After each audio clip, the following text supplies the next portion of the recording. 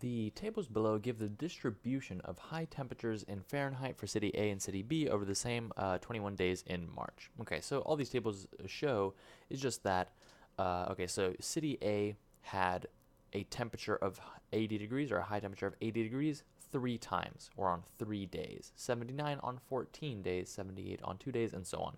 So here, that of course also means that, temperature of 80 was recorded, 6 times, 79 3 times, and so on. So that's what this frequency table means. What are we actually being asked? We're being asked about the standard deviation. And without going into this concept too much because there's no need to, just think about it this way. Standard deviation is a number that reflects how spread out some data is. You can think about it, the word deviation. So it's basically a number that reflects how much, the data deviates from the average.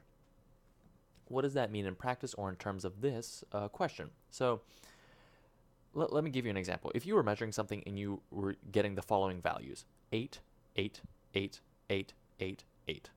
that is very low standard deviation. Why? Because, you're getting the same exact value over and over again. There's no variation, so it's extremely consistent. That would be, actually, I think, a standard deviation of 0. Let's say then you were measuring something else, or, you were measuring something and you got, okay, 8, 8, 10, 9, 8, 7, 8, 12, 8. Okay, that would have a little bit more standard deviation than our previous example, but still pretty low. The data is still very consistent. Now, if I give you something where it's like 1, 2, 3, 4, 5, 1, 2, 5, 1, 2, 5, 7, 8, 9, like whatever, that would have a very high standard deviation. Just because it's spread out across a lot of values. You see just, I don't want to say random because it's not random, but you can just see that the data is much more spread out. It's not clustered, okay?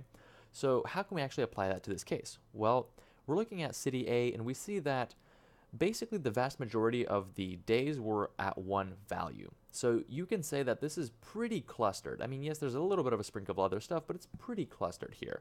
So that would suggest a relatively low standard deviation, as opposed to city B, where we see that, it's like evenly distributed across all these values. There's no clustering really going on. So we can say that this will definitely have a higher standard deviation than this one. Why? Again, because standard deviation is a number that reflects how spread out a set of data is. Here, it's not very spread. It's all clustered, concentrated at this value, or most of it. Here, it's really spread out. So with that, we can choose B, that the standard deviation of temperatures in city B would be larger.